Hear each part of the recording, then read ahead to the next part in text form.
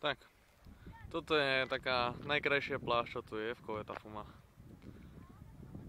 Tu je to fajn, je to takto oddelené, že tu je pláž a hen tam je taký mini prístav, čo sú tu asi 4 loďky. Ale táto pláž je v pohode.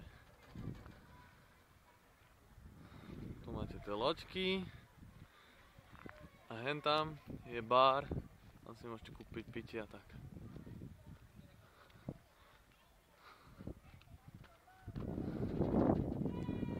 Takže asi tak.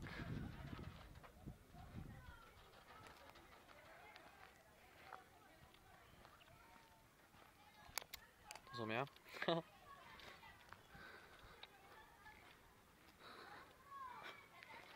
A toto sa tiež ľudia kúpu. No, 2 loďky ti nič nespravia, vieš ako.